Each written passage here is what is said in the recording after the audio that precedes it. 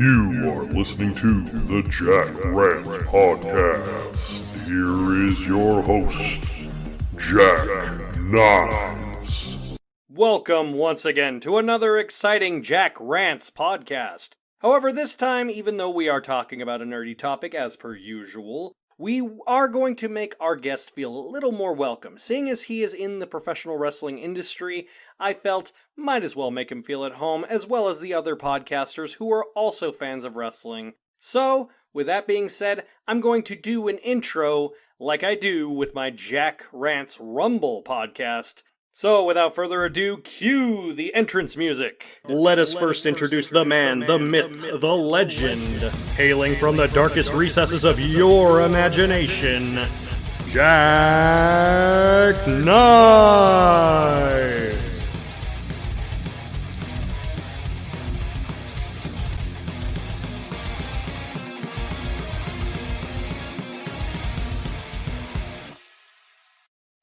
Only female competitor for the evening, Kunai Jupi-chan.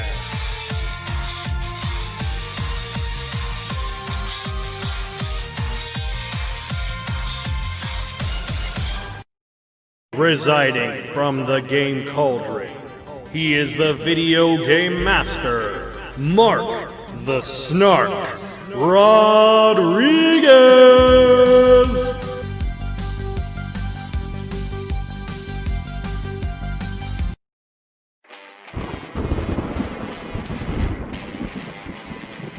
And hailing from New Jersey, he is the Retro Rocker. He is the God of Thunder, Rikki Roxx.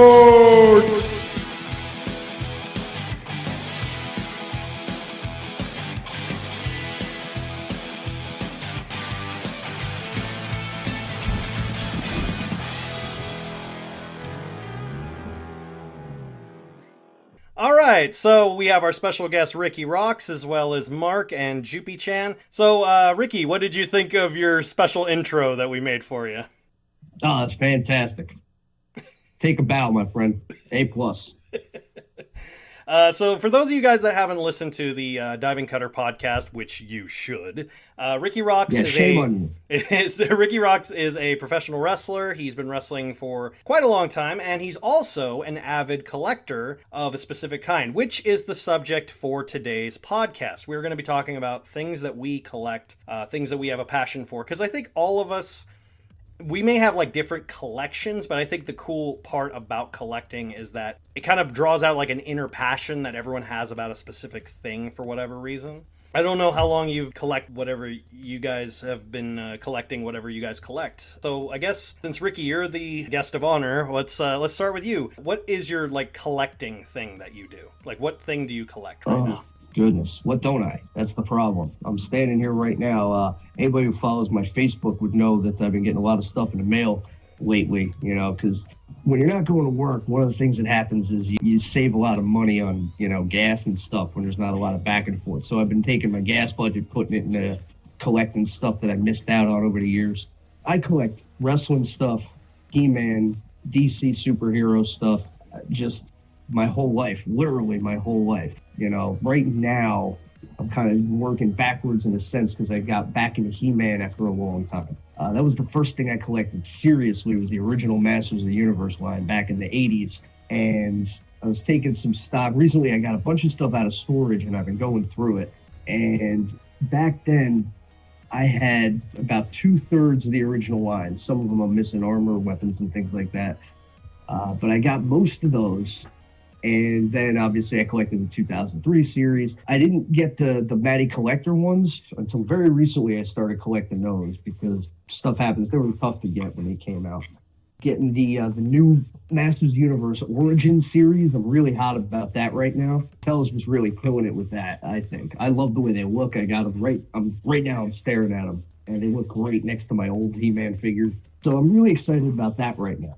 But again, I collect DC stuff, wrestling stuff, you name it. Like, I literally have thousands of action figures. So you would probably say your main, like, passionate collection would be mostly action figures, right? Like, that seems like your main, like, overall, like, ones that have sentimental value and stuff like that, you know? right? Well, I'm a collector in the sense of I collect everything. That's probably the most fun thing. But I also have thousands of movies on DVD. I like to own things. I like to have them in my hand. I have about 15,000 comic books. I got a whole room full of comic books. Well, you and I would get along very nicely then. Most likely, video games. I have thousands of video games going all the way back to 2600 days. So when it comes to collecting, I collect everything. That's the life I've chosen, so to speak. It's got its ups and downs, but I'm having fun.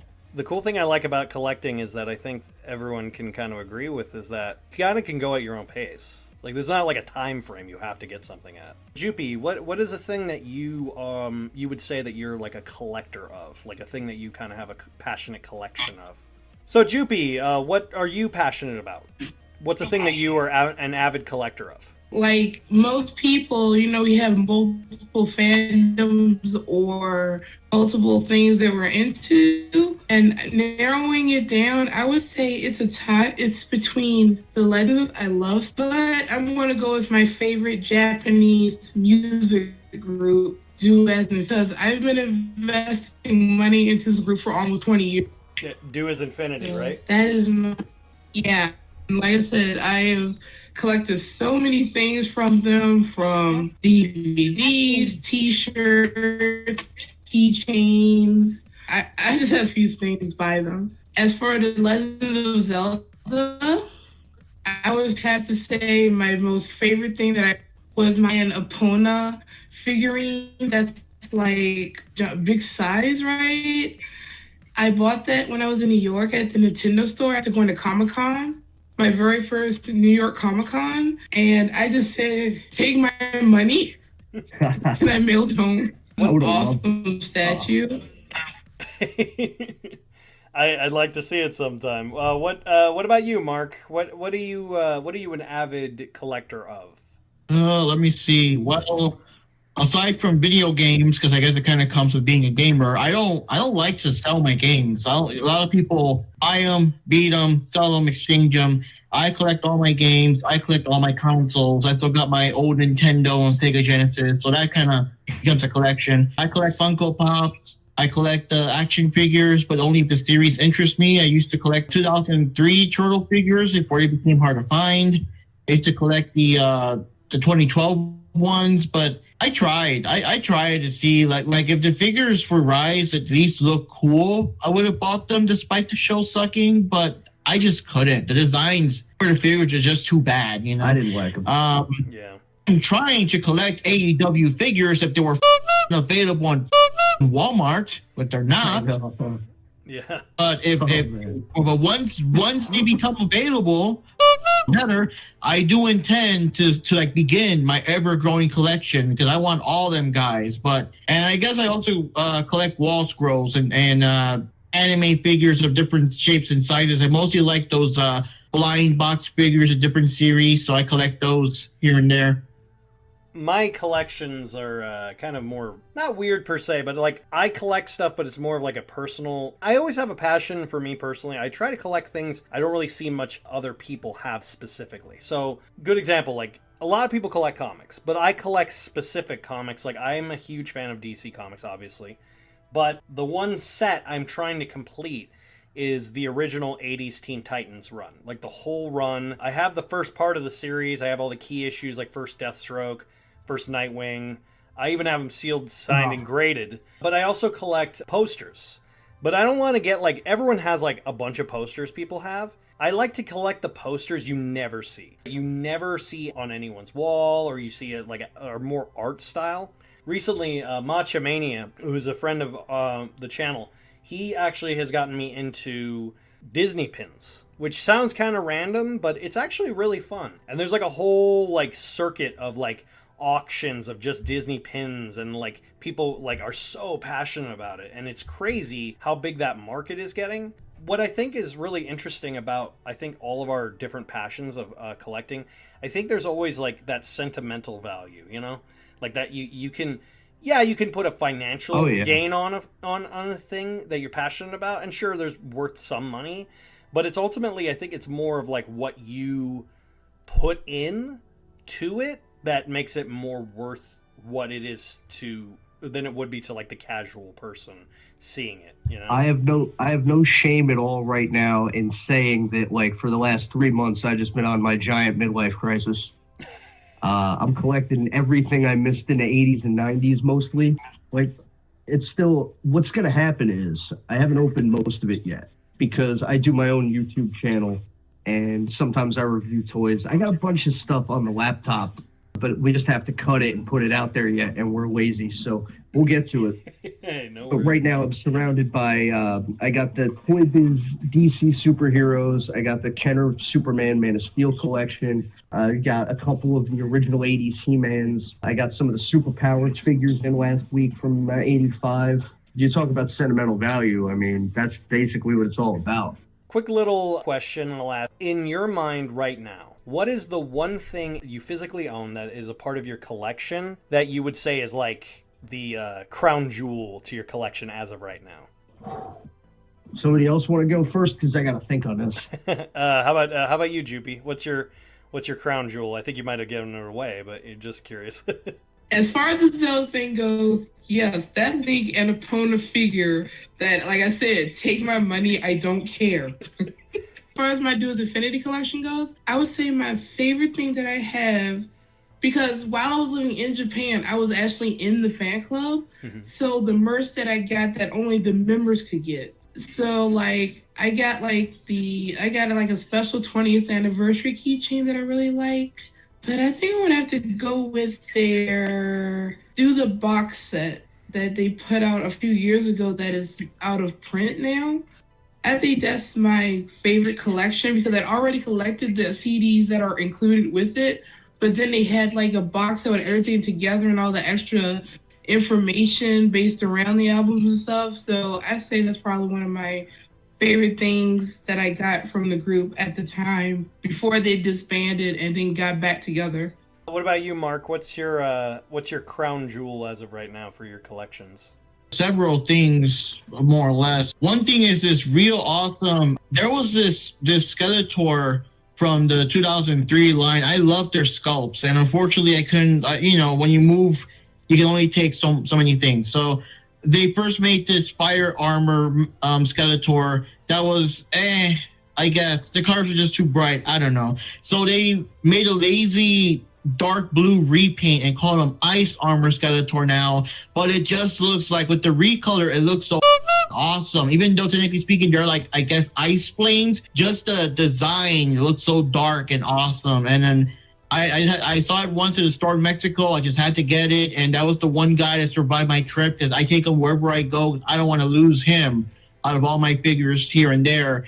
I also have all 4 of the NECA Ninja Turtle figures. They're based in the Mirage comics, but I gotta find them. They're probably in a box somewhere.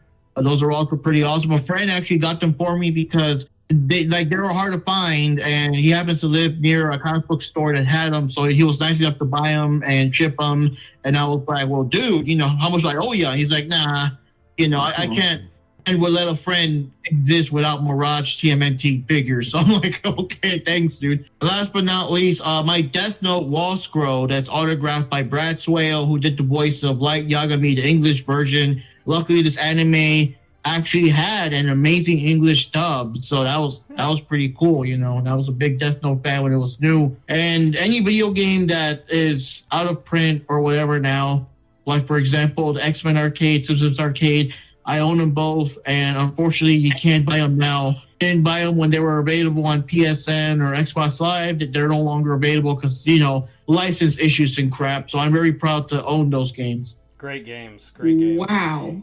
That's awesome. Yeah, especially the Death Note wall scroll or whatever. That's just so awesome to me. It was a lot of episodes. There was a lot of episodes of our show, and the cool thing is the dude loved voicing Light Yagami and everything. And when he was signing it, I found out that at the time Japan was making these 2 mini specials. They were actually like, I guess, condensed versions of both the first half and the second half of the series. And I was asking, like, did he know that they had those, and did it come to you yet about dubbing those parts? And he looked at me like, oh my God, you mean there's more? But with excitement that he would get to voice Light some more, Oh, like, okay, what you were saying about how you met the voice actor and stuff. I've actually met Takeuchi Junko, and that was pretty cool. But I'm a Hunter x Hunter fan, so I was talking to her about Hunter x Hunter and how I actually saw the musical she did, and she was so shocked that a foreigner had actually seen anything dealing with the musicals that she had done. As character Gone, because she is voice actress for him for the old series, not the newer one, and she thought that was pretty cool. If I ever get the chance to, I would love to meet the original Japanese voice of Goku and the Mexican voice actor of Goku and Vegeta, because that's all awesome. I met the Japanese voice actor of Vegeta. He's actually the same guy who does the voice of Captain Falcon. That's literally his voice in the video game. Like, he literally does that. Punch! Yeah, that's really him, too. They never redubbed him, so literally, that's him still doing it. He literally, when I met him, I was talking to him, because, like, no one knew who he was, and I was like, how do you not... He has a picture of Vegeta next to himself. Like, who do you think he is? And he literally, I asked him if he could say something, and I'm like, dang it, I should have my camera. He said, Falcon Punch Kakaroto! And it was so... it sounded like Captain Falcon punching Goku, and I was like, that was... It was so funny hearing that. It's just like so stupid. Crazy, but I think for me, I'm sorry to bring out the big guns, the hard flex. I'm sorry. I don't mean to hard flex my collection. But watch out, guys! Jack Rants is about to turn left. He's gonna smack the ball with his. One of them is more of it's financially. I think one of the crown jewel of my collection, and the other is more of a passionate thing. They're both kind of passionate. One is. I have, I don't know if you've ever seen those big, thick omnibus collections of, like, comic books, you know, how they do, like, the omnibus of the Ninja Turtles. I have the omnibus of the Uncanny X-Men. So, like, the ones where they started in the, you know, where it first introduced, like, Colossus and Nightcrawler and all them. I have it signed by George Perez, who doesn't do signings anymore. But the key person, solely because it makes it worth more because he's no longer with us, was Len Wein, the guy who created Wolverine. He also created Nightcrawler, Colossus Storm, and a bunch of other people. But he was, like, legitimately one of the nicest people I ever met. And just the fact that he just, like, I didn't even know he was sick when I met him. Because when I met him, I didn't know he had cancer. And then, like, he died, 2 years after. But he was such a cool dude. But I know that book for a fact, because I've taken it to a store, just in curiosity. Like, you ever taken something to a collector or whatever just to see, oh, what do you think this is worth? He said that I could flip it for, like, at least $3,000 if I wanted to. And I'm like, I don't want to, but that's cool. Wow. And then the other thing is more of a sentimental thing. Anyone that knows about me knows, again, huge DC Comics fan. My go-to, as much as I like Superman, it's always Batman. Not because I don't think Superman is a great character. I mean, to be honest, no one could beat him. Everyone that goes, well, Batman could beat him. No, Batman would probably have to cheat to beat him, to be honest. And he would really have to cheat to beat him. But I love Batman just because I think the idea of someone who's able to, like, deal with so much horrible stuff to turn you into a villain on a constant basis, and he's still like, no, I choose to be a hero. It's kind of the same way with Superman. Realistically, Superman has the powers of a god, and he could just be like, you know what? I feel like killing everyone. Okay, bye. You're like, what? But there's always the 1% chance. It is, yeah. But I have they don't make it anymore, but it's a book, and it's called Batman Case File, and it's every single thing that is in Batman's computer. It literally has his workout regime, which is insane. It has his workout regime, it has what his cloth of his cape is made out of, Batman's schematic, Robin's schematic, everything. But what I like about it is I've made it kind of like a goal. Anytime someone I know that has worked in the comic industry for Batman, I have the back of it, I have them sign something if they had something to do with the creation of the character. So I have George Perez, the guy who made Teen Titans, sign it. I have Marv Wolfman, other guy from Teen Titans, guy who made Killer Croc. All them, a bunch of people, Jim Lee, all them signing on one side. And on the front of the book, I wanted people that worked on Batman in some capacity live action. So I have two people. The one was the hardest one to get, was It wasn't even who you think it is. So the first person was Kevin Conroy, the guy who played Batman in the animated series and Justice League and pretty much everything else. You know his voice. He is Batman. And then the other person who is the hardest signature I've ever had to get this signature from is V. Neal. A lot of people don't know who she is, but she is the makeup effect artist for every Tim Burton movie up until I think she stopped after Mars Attacks. So after Mars Attacks, she basically was like, no, I'm done. But she did all of the makeup effects for all the Batman Returns, Beetlejuice, Edward Scissorhands, everything. All of the designs, all that stuff came from her. And she signed my book, wow. And I'm like, oh my god. And she was so nice. Like I'm like, how much are you charging? She's like, I'm not charging. What kind of monster charges for autographs? And I'm like, oh, like, sweetest lady one of the sweetest ladies I've ever met. But anyway, that's probably like the most passionate personally item I own. But I own a lot of people look at it as junk. I kind of look at it as a sentimental and financial investment. Because I don't know if anyone else does this. Whenever I get an autograph, I never have them sign my name. And it's not because I want to flip the thing to sell it. It's more because I always like to think if there's ever someone I know who I'm close to and it would mean more to them to have it, I would rather them have it. And if it has my name, I can't give it to them. It's like, your name's not Fred, what the hell? No. That's a very noble gesture. Go on. I wouldn't have thought of that. To be fair, part of me has also been like, damn it, why did I do that? Ugh! Like looking back on it, but... I have a weird story, because I got some signed comics. They're probably not technically worth anything, but the story behind them was cool. In 93, like right after, you remember Emerald Twilight when they did the Hal Jordan gimmick and they flipped them to Kyle Rayner? And yeah. And all that? Yeah, I remember that. I was like really into Green Lantern at that point. And then my dad unfortunately had a massive heart attack and he ended up in the hospital for major heart surgery. Right. And one day he calls me up and he asks me if I ever heard of this guy named Romeo Tanghal. I says, yeah, he does all the Green Lantern comics. He was the anchor at that time. And he's like, well, guess who's in the bed next to me in the hospital room here, who also had a heart gimmick going on. I'm like, oh, shit. So he says to me, my dad, he says, Romeo says, bring in whatever Green Lantern comics you got, and he'll sign them all for you. So he signed like a dozen of my Green Lanterns, and he took on those. I still have this stuff. They're a little banged up around the edges from a couple moves, but he took a couple of those paper placemats, and he did a big sketch of Kyle Rayner as Green Lantern, and he knew I liked Superman, so he did a big sketch of Superman as well. And so when I went to visit my dad, we all hung out with Romeo Tanghal, and he signed my books, and he looked at a couple of my stupid kid drawings, and he gave me some tips, and it was fantastic. I think he had like a stress-related heart gimmick, but he's still with us, thank God. I just looked him up before. Sweet guy, great guy, and I still have all that stuff in my collection. Wow, I'll have to check that out sometime.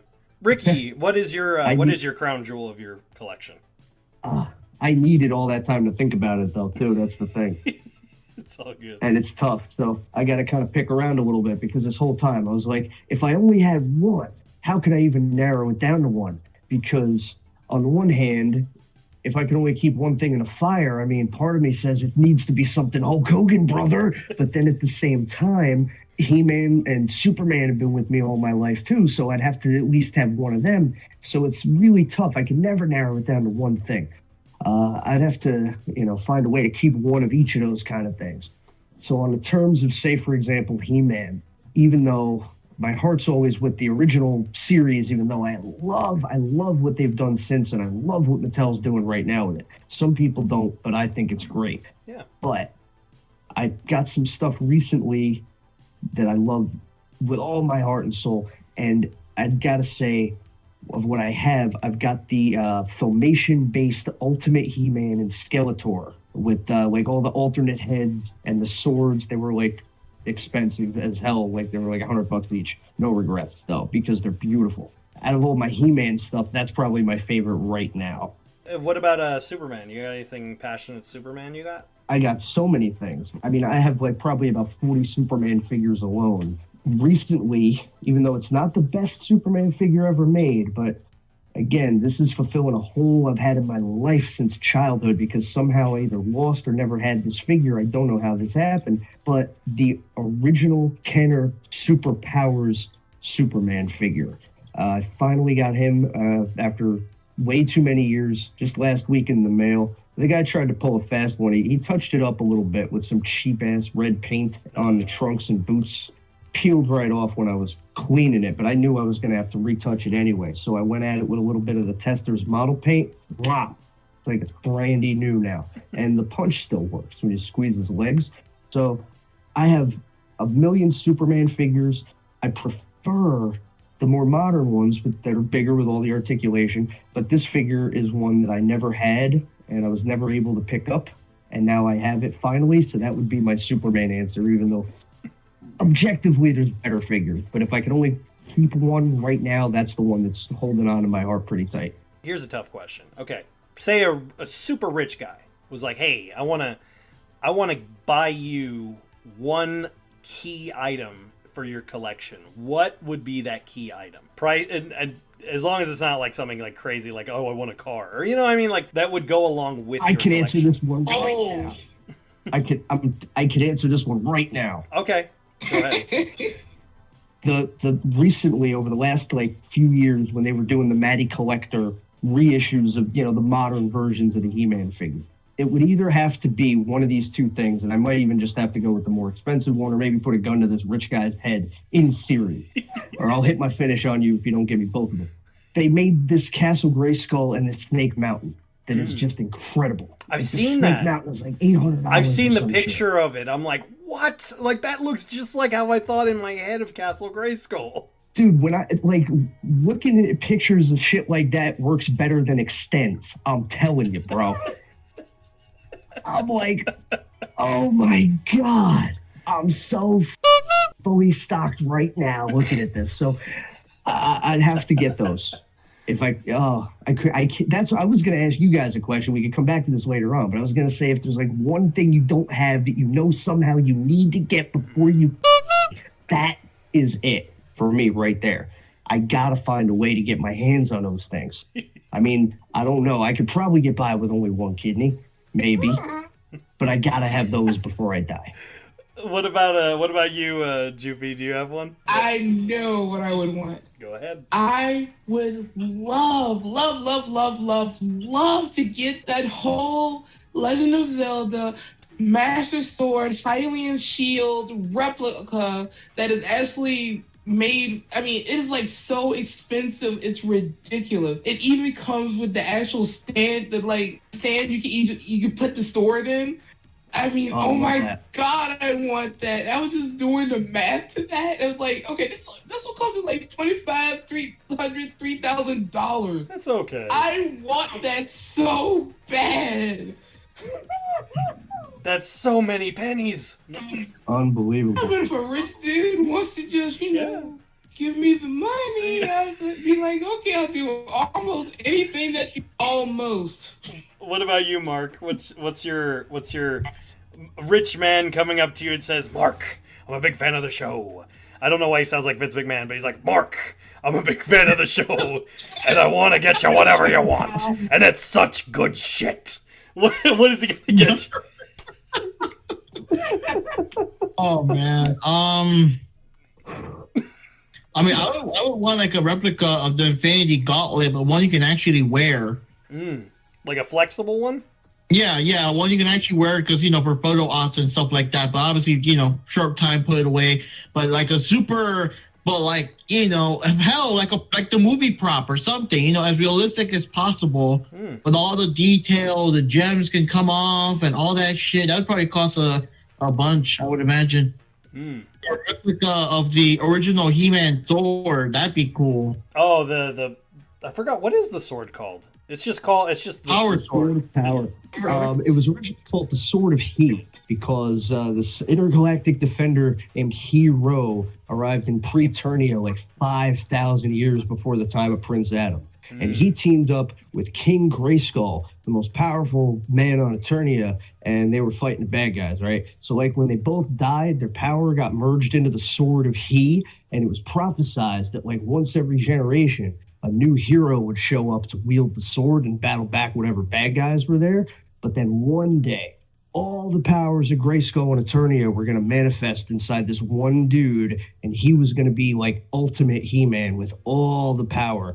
So by that point, they pretty much just called the Sword of Power when Prince Adam wielded it. But so he's like the chosen one, who's like the real prophesized He-Man and everything. So it's either the Sword of He or the Sword of Power, depending on who you're talking to. Awesome. That gave me He-Man.org flashbacks. I've been learning a lot recently. I was actually just talking to my comic book guy this week about, I told him I'm going to come in and whatever like DC He-Man stuff, I'm going to take off his hands because they put out a lot of it. I was paying attention to other things and I missed a lot. Yeah. So when you talk to your comic book guy, is he like, well, I haven't read the crossover. I want to say it's the worst crossover ever. As a comic book man, I find that offensive. No, I'm kidding. I'm playing.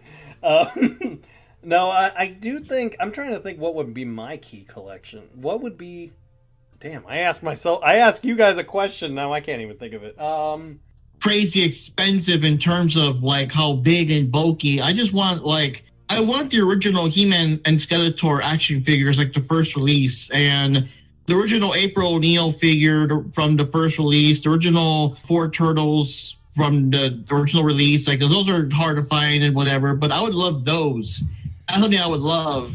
That isn't necessarily like a gigantic weapon replica, but I do wish I could get the original He-Man and the original Ninja Turtles first run of characters. That would be cool. Well, let me tell you something, brother, because just last week or the week before, I finally filled in a hole I've always had in my collection. I picked up the original 80s Skeletor. I mean, they reissued them a couple times, so it might be like a Series 3 or whatever, but it was from the 80s line, and it's got the staff and the sword. It's just basic Skeletor. I think I paid like $50. Most of the He-Man line, I've been looking this up because I'm filling in my holes right now. Series 1 through 5 of the original Masters of the Universe is not that bad. You can get pretty much any figure of Masters of the Universe from Series 1 through 5 loose complete for about $50. It's only Series 6 and 7 where you're going to pay like $100 to $300. Oh, for those rare characters like Scareglow and all them. Yeah, he's like $400. I was just looking at this yesterday. Yeah, because I had that figure in my hand. I put it back when I was a kid. I was a stupid little 5-year-old, man. I hate myself now, boy. We were so young that by the time our parents finally decided, hey, let's buy our kids action figures. Our very first action figure was, I think, Battle Armor He-Man and Battle Armor Skeletor, the ones that take damage when you hit them. Because by that time, the originals were like, I mean, they were gone. You can't get them anymore. They always release like a set. The main characters are always like flat out gone, and you just get the peg warmers. So we only got their variants as our first figures. That was true in a lot of cases. I will say though, at one point or another, He-Man, Skeletor, and Faker all got re-released. I think the one, I'm looking at my Skeletor now, I think it says 1984 on his back, but I don't have my bifocals on. Right. So the problem is, as a kid, you can only go to the toy store when your parents want to go out or whatever. Now older, you can just go whenever. I was lucky. I was old enough that when the Turtles came out, those, I bought them like right off, like when they were new, commercials on TV and everything. I bought the Four Turtles and I don't know if I've ever bought April. I don't think so, because, when you're a kid, you have that stigma, like, I'm not going to buy a girl figure, that kind of stupid thing. I didn't have that problem, but I just only focused with that line on, I think, the Four Turtles and Shredder at that age, because I wasn't really, I got others for Christmas and birthdays, but when they took me to the store, I'm like, all right, I'm getting those 5. And if those were the only 5 I had, I would have been happy with it, but I got others later on. I wonder how much they cost, because back then they were about like $5 or $6, but how much would that be worth with like modern day inflation though? Wouldn't that be like $12 or $20? I'd probably like 15, I think. I think I figured out what I wanted. I was thinking really hard about what I would want as my collection, I was thinking for my poster collection. I think solely because he's one of my favorite filmmakers, and it's my favorite horror film, and to get both combined, if I could find the original preview poster, like, you know how, like, before a horror movie back in the day, they would have, like, the preview poster, not the official one? Right. So it would be the original preview poster of Halloween signed by John Carpenter. That would be, like, my key. That would be like, I'm going to put this in a gold frame. Like, I need this in my life. John Carpenter is legitimately one of my favorite filmmakers. Even his bad stuff isn't as bad as a lot of people think. And then Halloween. He's fantastic. Halloween is my favorite horror film. So, well, actually, no, I'm sorry. It's my second favorite horror film. My first favorite is The Thing. But they're both by John Carpenter, so it's okay. We'll make sure you're buried with it. I would be. I'd be like, put it in my coffin. I'm trying to think of one last good question that I can have for you guys. Oh, I know. What got you guys specifically invested in your collections? Like, what was the thing that was like, I need to get more of this? Like, what was the thing that you think, like, kind of got your passion wheels a-turning, if you know what I mean? That's a good one. Yeah. And I'm just a simple guy. If I like a series or I like characters, I'll just buy whatever it is. And obviously, you know how it is. Well, what about your first, like, major collection? Like, what was the thing for, like, that when you were doing that? I mean, most of it's because, I mean, I was a kid. My first ever collecting thing was He-Man. I want to say, I was young, you know. I want to say my first actual collection thing was the Turtles. Because the Turtles, I was old enough to go out and buy them and buy my own stuff and get my collection and make plans. Like the He-Man, we were still real little kids. We would only get He-Man figures on birthdays and Christmas and your report card or whatever, you know. But the Turtles, we had more control. We were going to the store, watching the commercials. We just loved the characters and the uniqueness. You know, He-Man had this weird mixture of like barbarians with all this technology, this other planet, all these exciting, interesting characters. Turtles, of course, turtles are just unique. The idea of animals that we think are slow being super fast, kick-ass ninja guys, you know, and all these other mutants and ninjas and the Shredder and all that. So, you know, just a uniqueness gets us.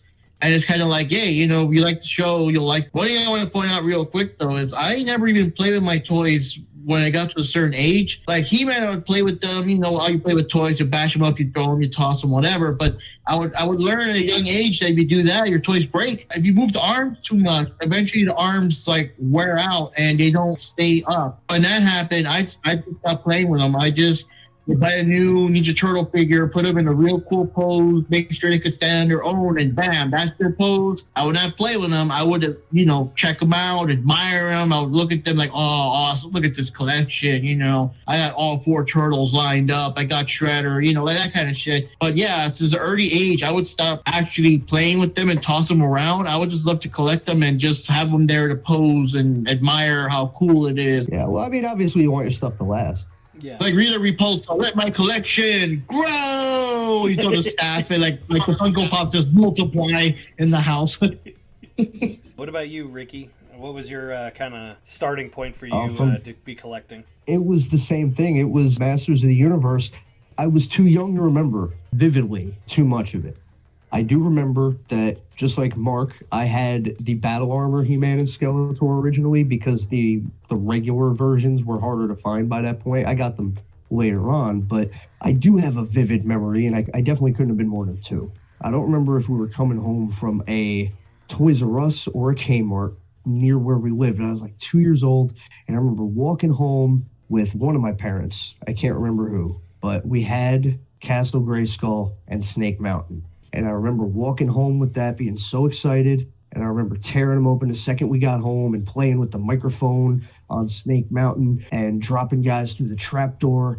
For me, He-Man was it. I collected other things in the 80s. I collected some of the Ninja Turtles. I collected as many DC figures as I could get, which unfortunately wasn't many. I got a horror story to go with that. But I got as much He-Man stuff as I could get. Ghostbusters I collected, but I didn't even collect wrestling figures as much as I collected He-Man. Like, that was it. And even though I was young, my dad, he had a good job. He used to work for a pharmaceutical company called Squibb, and he was making good money in 80s money. So I was spoiled rotten with this shit. He used to take me to the toy store, and he'd just do these no reason runs with me. He'd be like, "What do you want to get?" Or like, "How much you want? How much can I spend? Go ahead and get what you can for $100."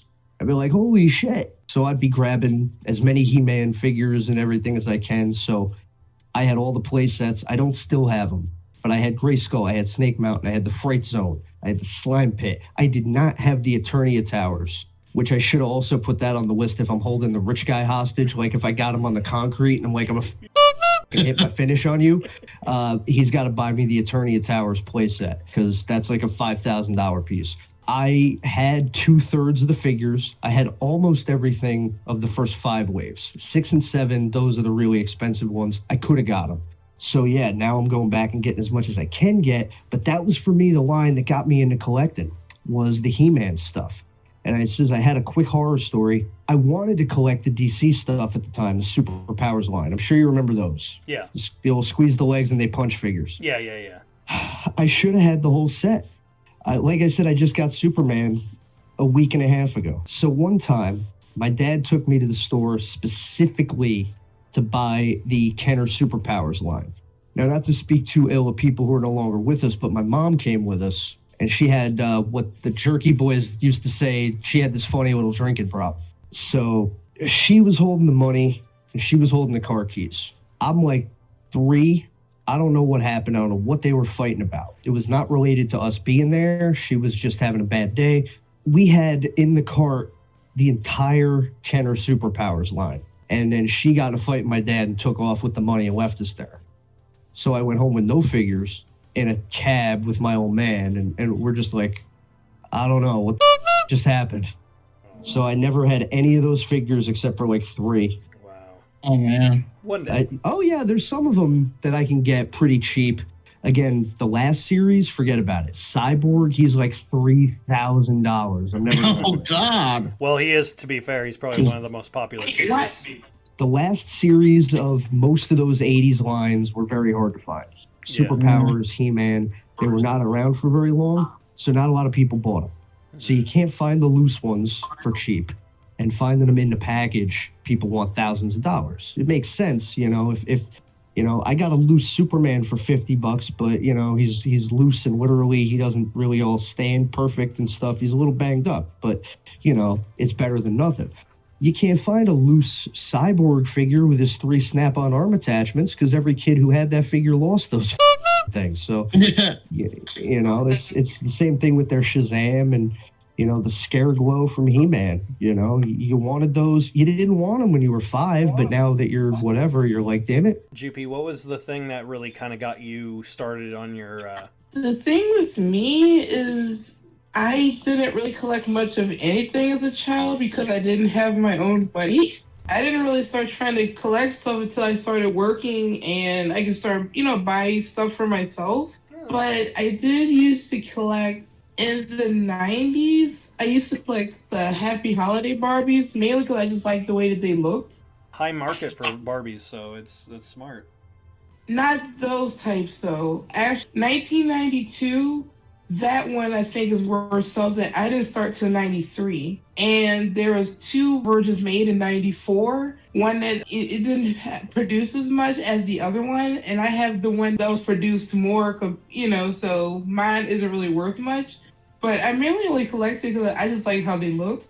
But I kind of stopped around about the late 90s because I just got bored of them, So, yeah, I didn't really collect much of anything until the 2000s. When I had my own cash and I can start, buying my own things and try to backtrack to get things I may have had an interest in. I really didn't have many things I collected. Oh, I did used to try to collect coins when I was younger. I was trying to get one for every year starting from the year of my birth.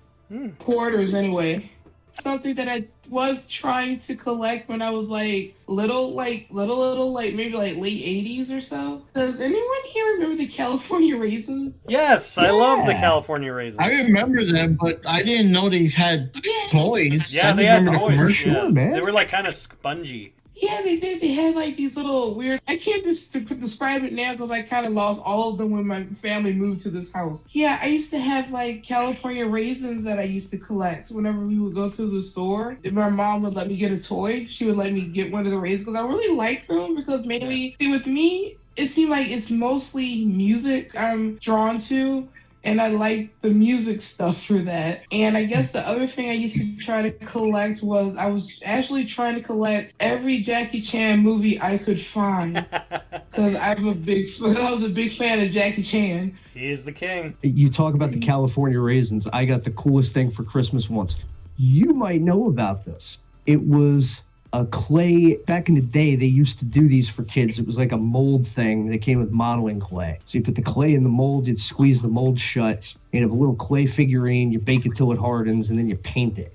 So it was like a make-your-own California raisins kit. I lost all the parts to it. I had it, but I remember it. It was cool. I lost the parts to it, but it was fun. You'd have loved it. You'd have dug it the most. I remember that, but I'd never had it or anything, but I do remember. Like digging so far back in my childhood, like that, it's kind of like in the recesses of your mind that you're kind of thinking, was that really a thing?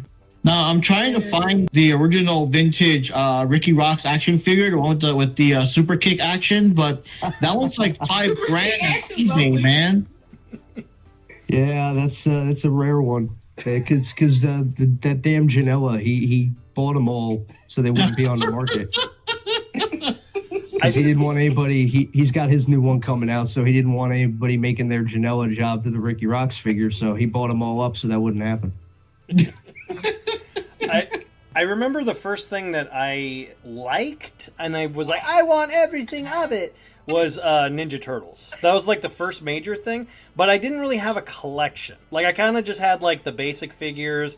I had the vehicle, like the car, and then that was, I think I had like basically like the first set. But then the thing that I was so super passionate about, the thing that I got really into collecting is Power Rangers. That was the thing that got me like, I need all of these. And I would always get into fights with my older brother, and it was always, and he was right in hindsight. I was like, the Red Ranger's the best. And he's like, no, the Green Ranger's the coolest. And I'm like, no, he's not. Being a kid, you don't really think about this. My relative has the original, almost full set of the original Power Ranger figures. He even has he has the original Toys R Us box that it came in from the warehouse. But the one piece I have been trying so hard to get for him, and it is the hardest piece in the entire collection to get, is the Power Dome, the one with the command center, because everyone that had that as a kid broke the damn command center, so it's like hard to find, because it was one of those ones where it was like the glass was really thin, it folded, so like you'll find ones with broken hinges, and then it also had like a little walkie-talkie you just plug in and go like, Rangers, and you're like, oh shit, and you could actually sound like Zordon. But like finding the actual thing, I've been looking for like 3 years. I found one, and the box is kind of damaged, but I'm like, I don't care, and I know no one's gonna buy it, because only hardcore collectors are looking for it, and it's at Frank & Sons. This lady has it, and she's selling it for $500. And I'm like, oh God. I'm like, normally I'd be like, that's insane. But then I'm like, I know how hard this piece is to find. So I'm like, part of me is like, I really don't want to spend that much. But the other part of me is like, I know I can't find it. So I'm like, you know what I mean? Like that conflicting thing of being when you're a collector. I call it collector's guilt.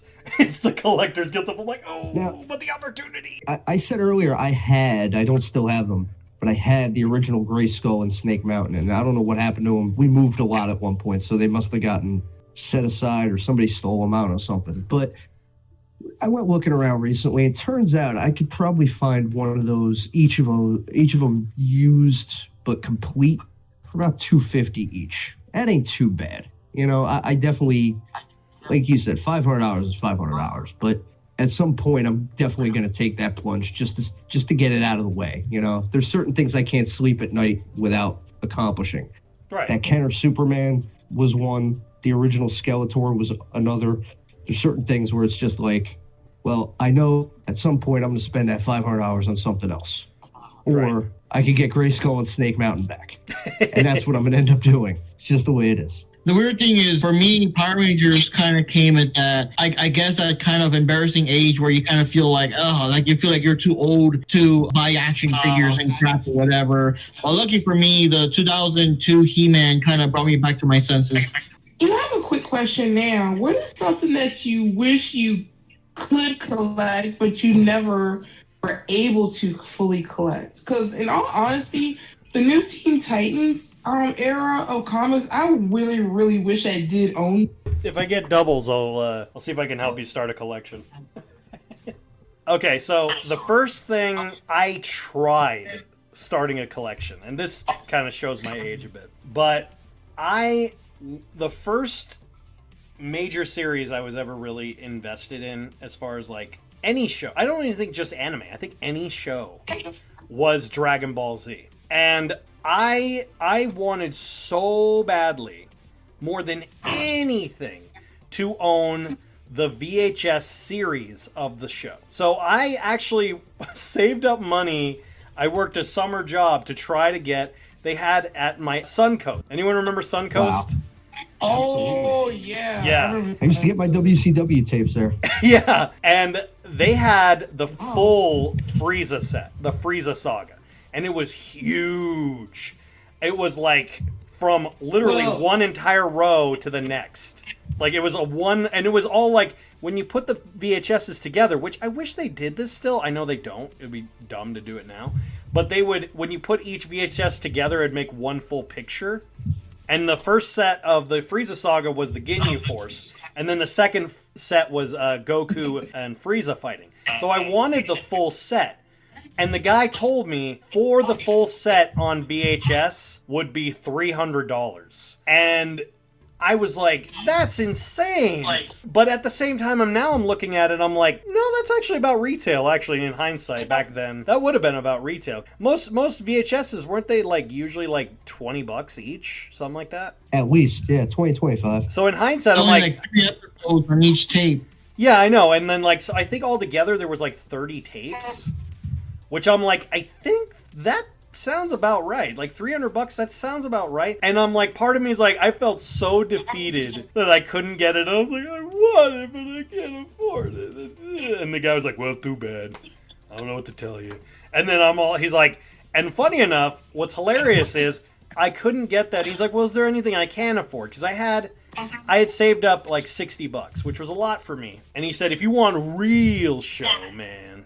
You want a real show? I'll give you a real anime you can check out. Which I'm like, first of all, that's a really weird way to say, hey, you want to check out a good anime.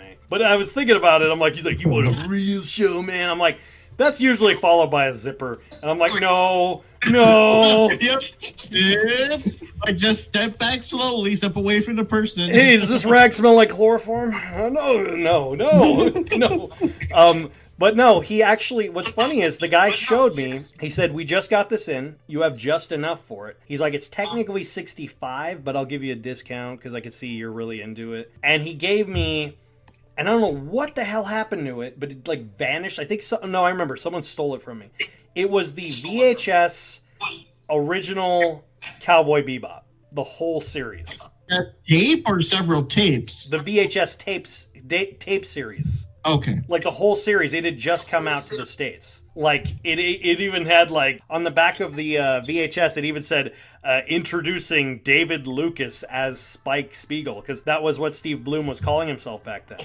And I was just like, I remember that too, and it was just like a fun, thrilling funk ride to have some fun. And you're like, I'm like, what is this? And then I watched it, I'm like, I own Super Street Fighter 4 for the Xbox 360, and the cover is autographed by Kyle Herbert, that does the voice of Ryu in the Street Fighter 4/5, Laura Bailey, who voices Chun-Li, Travis Whittingham, who voices Guile, and I eventually got the dude that voices Rufus, all autographed it. Oh, Kyle LBRY, the guy who does Ryu, he also voices Magneto in the X-Men arcade game, right?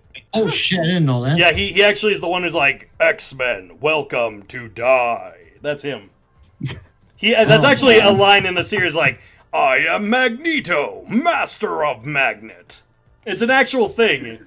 It's like, ha ha ha ha, X chicken, ha ha ha. Like, it's an actual thing in the game. It's a wonderful thing. It's hilarious because I even said, why did you say it like that? He's like, that's what they told me to say. And I was like, why? And I'm like, I don't know. I'm just curious of the more common thing. Did anyone here actually collect, I guess, like baseball cards, and I guess more common thing that other people collect? Well, Juppie did mention coins. She did say she collected coins. I think I did, for a long time, I did collect basketball cards casually because I was such a big fan of the Lakers. And then I was also a huge fan of Michael Jordan. I only want Shaq or Michael Jordan or whoever. You know, I only wanted certain... Yeah, Charles Barkley. I only wanted, like, certain people, and then, like, I was like, about the rest. But, like, I remember I did have, like, a huge collecting habit of collecting... I don't know if anyone remembers the Simpsons trading cards. I had those. Oh, yeah, absolutely. Or do you... Oh, here's one quick question. Does anyone remember Pog? I got some cool Pogs. Elf Pogs. Remember Elf? He's back in Pog form. Absolutely. I love Yes. Pogs. I still love I think Pogs. I was in Mexico during that time. Oh my god. Pogs... We had our version of those, but yeah. Pogs were just so simple and brilliantly marketed. Because it's just like, they're just cardboard cutouts, and they're your favorite character. It was so weird, and I remember, like, the whole reason it got, like, a backlash from... The things that usually get, like, backlash are usually from parents groups because they do not understand it, and it's scary. That's literally, like, we don't get it, it's First scary. Ninja Turtles movie. But everybody I knew was, like, into it. What I remember most about the Pogs was that two things were you know, most memorable about it. One was that overnight, the big thing was selling kits where you could make your own. Because every kid, you know, now you could take your own magazines and make Pogs and shit out. Yeah. But then the other thing I remember was that they were the big thing for a year, and then the following summer, every kid on the block was having a garage sale selling off all their I first remember Pogs. that, yeah. I was just like, but I still love those because they're just so simple. I bought some off a buddy because I felt sorry for him because nobody wanted to buy them. I was like, I'll take $5. Right. Did Pogs go from Pogs then, like, to Beanie Babies and stuff? Now, I think everyone kind of shifted away from, like, collectible toys like that into more, like, owning consoles, because around the same time was when, like, they started having, like, the SNES and the Genesis and stuff. And then, like, the parents group started going crazy because they're like, oh my god, these kids are going to turn into serial killers playing Mortal Kombat. But with the cards thing, real quick, I'll say, my dad was the guy who was into sports cards. I didn't know this, but when I was little, I accidentally got him into it. I'd be a rich man now if I'd inherited the collection my father had back when he was a kid, because he collected back in, like, the 50s and 60s. And his mom threw all his shit out, though. Oh, that sucks. When I was a kid, it came up one time at, like, Christmas or Easter, because one of my aunts was like, I don't believe they were picking on me. They're like, I can't believe you buy those comic books and crap like that. And my grandmother jumped in on me with that too. She's like, it's just paper. It's a waste of money. And my dad was like, Ma, if you hadn't thrown out my cards and my comics when I was 10, we'd be living in a solid gold house right now. And she's like, nah, it's just paper. It went out with the trash. And he's like, you don't understand. Because I don't know who some of the better players are and shit, but he had some really expensive shit. So we'd be set. So he didn't really collect after that until I was in kindergarten.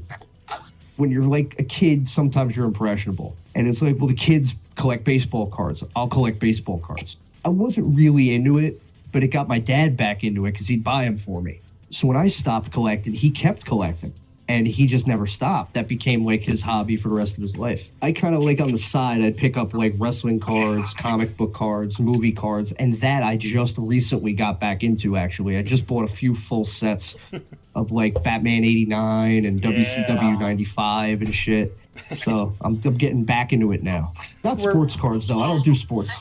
Is there anything you guys want to say, one last thing before we go? I was gonna say, everyone keep safe. The main thing, and to everybody out there listening, is, you know, you gotta collect, you gotta be into something, you gotta be passionate about something, you gotta find something to be passionate about if you're not, because, you know, one day you're gonna get old and look back on your life and wish you had more fun. And that's true no matter how much fun you already have. So if there's something you've been looking forward to doing, or you're, you know, oh, maybe I should do this, or maybe I wish I had picked up that thing 20 years ago, you know what, it's only money, man. And one day and you're going to get to a point where that's not going to be enough to save you. But, you know, you can spend out your days playing with that Castle Grayskull. So there it is. Find what makes you happy and do that shit. Yeah, I mean, that's true. I mean, people may consider it a waste of money, or you could, you know, use that money on more quote-unquote serious things, but at the end of the day, you can't take it with you, so you might as well enjoy it while you have it. Have fun while you're here. I think that's what we're going to call it. Now remember, folks, it's always good to have passion. And without passion, we won't survive. And if someone gives you shit about your passion, just tell them to kiss your ass. Because you can't spell passion without ass. As always, thanks again, guys, for listening. I hope you all enjoyed it.